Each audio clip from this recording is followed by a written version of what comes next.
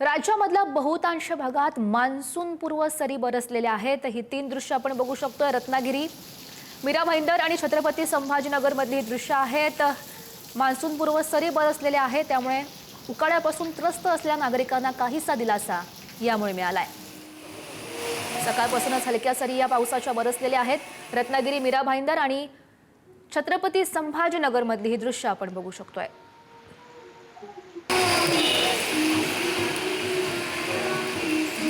हे दृश्य आपण बघू शकतोय। रत्नागिरीमध्ये सकाळपासूनच मान्सून पूर्व पावसाच्या जोरदार सरी बरसतायत।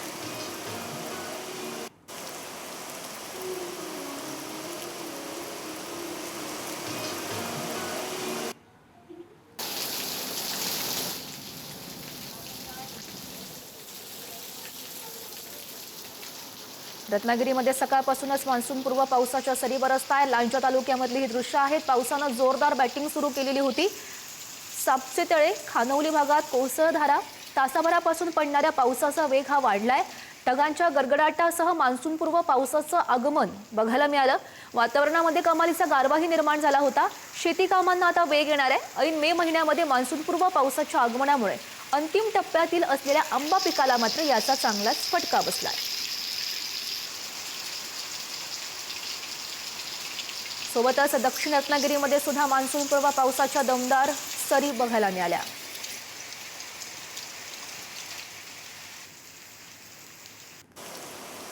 ही दृश्य आपण बघू शकतोय। दक्षिण रत्नागिरीमधली ही दृश्य आहेत, ज्या ठिकाणी मान्सून पूर्व पावसाच्या दमदार सरी बरसलेल्या आहेत। पावसाच्या जोरदार बॅटिंगमुळे वाहन चालकांची तारांबळ उडाली। रत्नागिरी, राजापूर, लांजा, संगमेश्वर भागात मान्सून पूर्व पाऊस झाला। हवामान खात्यानं पुढचे 2 दिवस पावसाची शक्यता वर्तवलेली आहे। पुढच्या 2 दिवस अशाच पद्धतीनं पावसाच्या सरी बरसतील असा हवामान खात्यानं अंदाज वर्तवलेला आहे।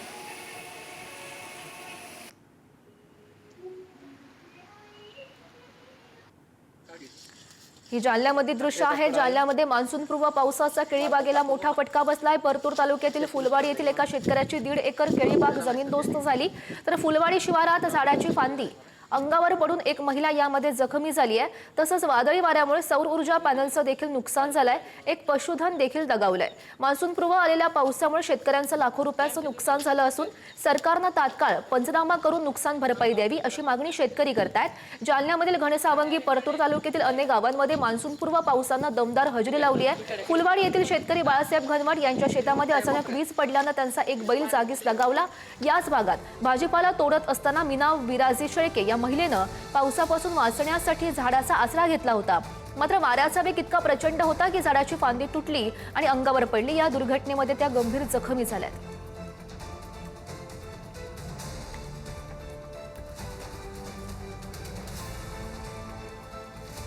ही दृश्य आहेत हिंगोलीमधल्या अवकाळी पावसाचा केळी पिकाला चांगलाच फटका बसलाय। वसमतमधील केळीची बाग पावसामुळे आडवी झाली आहे। पावसामुळे हिंगोलीमधल्या शेतकऱ्यांचं प्रचंड नुकसान झालंय।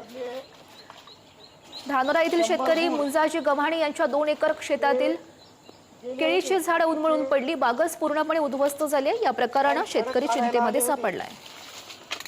आणि या 8 ते 9 दिवसामध्ये याची हार्वेस्टिंग होणार होती आणि झाडं आले होते।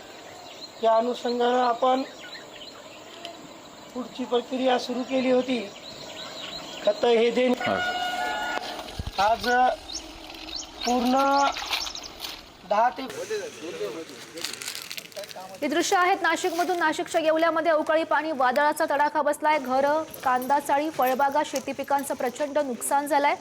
माजी खासदार समीर भुजबळ यांच्याकडून नुकसानग्रस्त भागाची पाहणी सुद्धा करण्यात आली।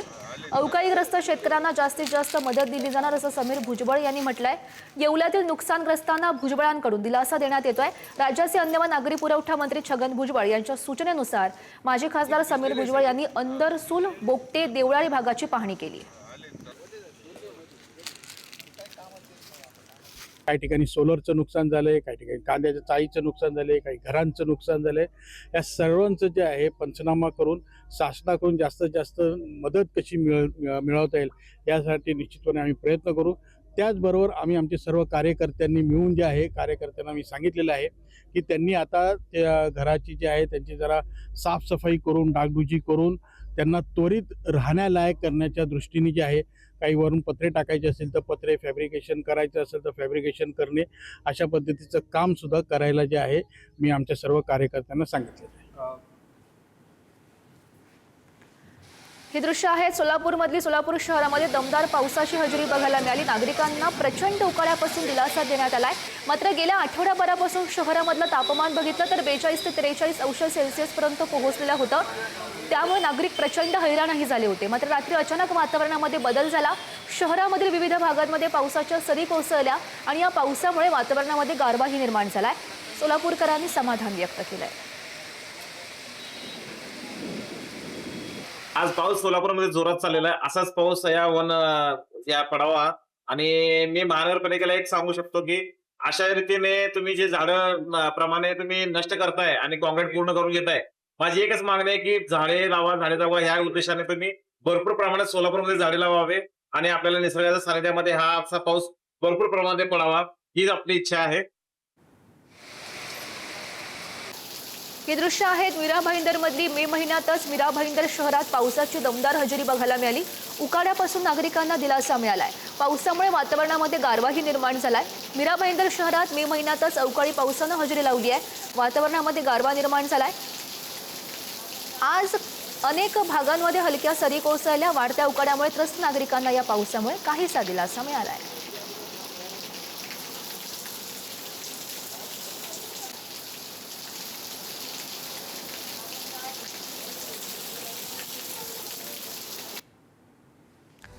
छत्रपती संभाजीनगरमधली ही दृश्य आपण बघू शकतोय. छत्रपती संभाजीनगर जिल्ह्याला सुद्धा पावसानं अक्षरशः झोडपून काढलंय. ही दृश्य आहेत गंगापूर तालुक्यात वादळी पावसाचा कहर बघायला मिळाला.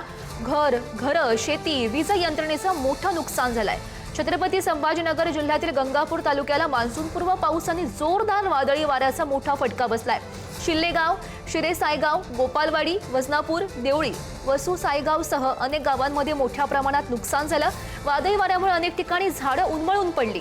घरांवरचे पत्रे उडून गेलेत. शेतकऱ्यांनी साठवून ठेवलेला कांदा पावसामध्ये भिजल्यानं मोठं आर्थिक नुकसानही झालंय. तर शेतातील सोलर पॅनल आणि कच्च्या बांधकामांचंही नुकसान झालंय. देवळी गावात वीज कोसळल्यानं परसराम तायडे यांची सुमारे 75,000 रुपये किमतीची बैलजोडी दगावलेली आहे. काही जनावरं जखमी झालेत.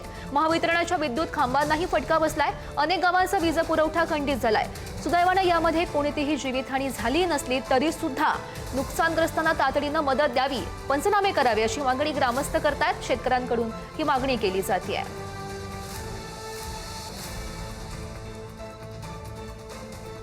हे दृश्य आहेत नांदेडमधली. नांदेडमध्ये वादळी वाऱ्यानं केळी बागांचं प्रचंड नुकसान केलंय. विद्युत खांब मोडल्यानं वीज पुरवठा देखील खंडित झाला. शनिवारी संध्याकाळी नांदेडमध्ये वादळी वाऱ्याचा पाऊस झाला. त्यामुळे केळीच्या बागांना याचा मोठा फटका बसलाय. वादळी वाऱ्यानं मुदखेड आणि बोगर तालुक्यात सर्वाधिक नुकसान केलंय. सोसाट्याच्या वाऱ्यामुळे केळीची पानं फाटून गेली आहेत. त्यामुळे आता उष्णतेच्या लाटेमध्ये केळीच्या बागा टिकाऊ धरू शकतील अशी भीती शेतकऱ्यांमध्ये निर्माण झाली आहे. त्यासोबतच वादळी वाऱ्यानं वीज पुरवठा करणारे अनेक विद्युत खांब उन्मळून पडलेले आहेत. विजेच्या तारा जागोजागी तुटलेल्या आहेत. त्यामुळे कृषी पंपाचा वीज पुरवठा खंडित झाल्यानं शेतकरी हवालदिल झालाय.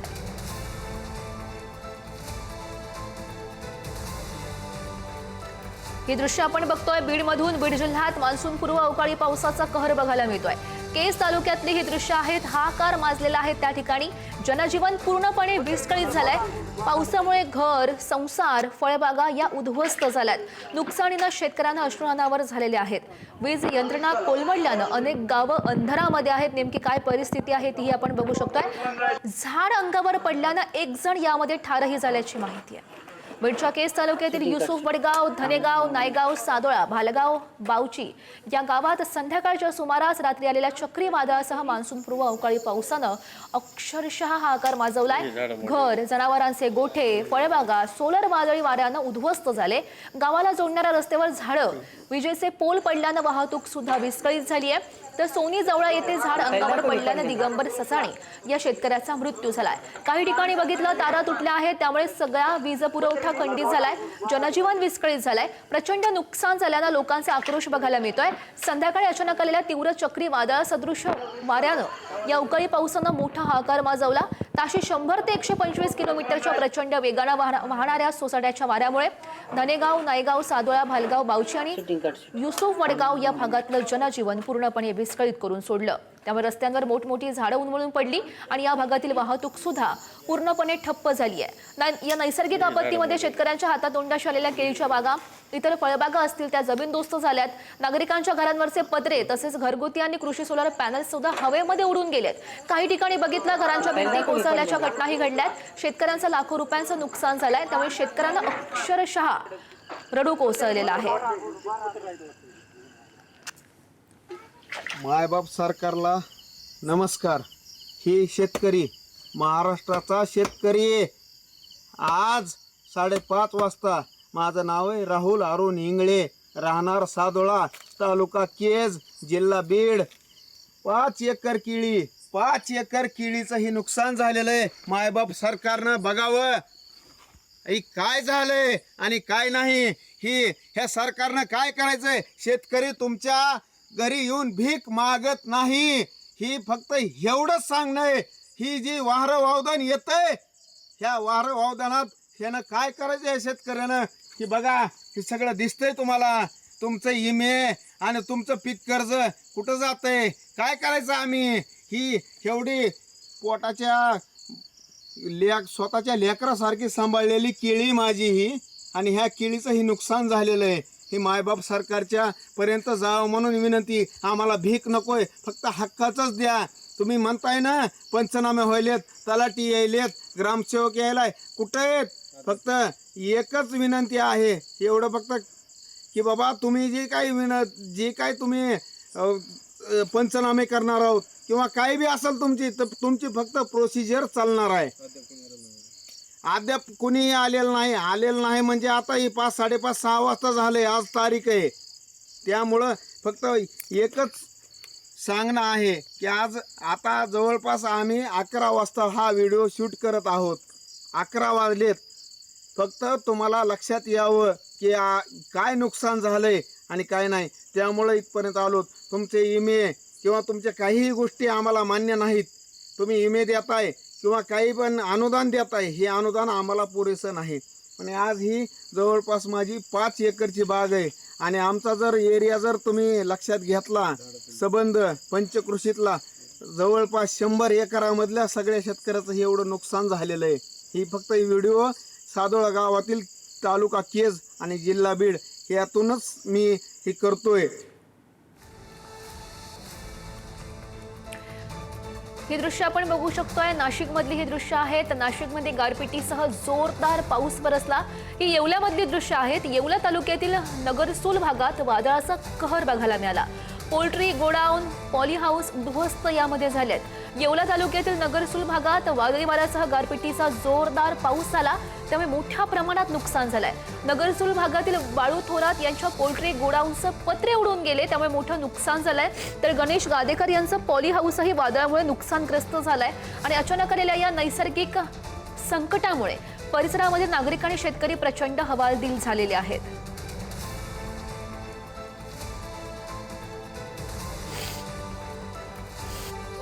नगरसूल परिसरामध्ये जे वादळी वाऱ्याचे पाऊस चालू आहे, त्याच्यामध्ये काल भयंकर वादळ आलं आणि त्या वादळामुळे नगरसूल परिसर, रेंडाळा, कोळगाव, वाईबुटी या परिसरामध्ये भयंकर वादळामुळे नुकसान झाले। त्यामध्ये माझे पोल्ट्रीचे गोडाऊन, फीडमिलचे गोडाऊन आणि समोरील पोल्ट्री शेडचे नुकसान जवळजवळ 3 ते 3.5 लाख रुपयाचे नुकसान झाले आहे।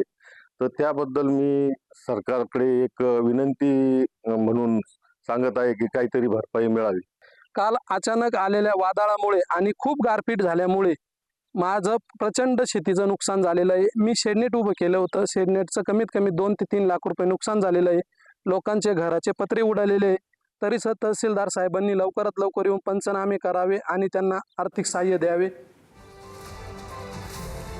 एक महत्त्वाची अपडेट आहे, तर मान्सून भारताच्या सीमेजवळ धडकलेला आहे। श्रीलंका देश ओलांडून मान्सून भारतीय किनारपट्टीजवळ पोहोचलाय। पुढच्या 2 ते 3 दिवसात मान्सून केरळमध्ये दाखल होणार आहे। अनुकूल हवामान असल्यामुळे मान्सूनचा प्रवास आता वेगवान झालाय। अरबी समुद्राचा बराचसा भाग मान्सूननं व्यापलाय।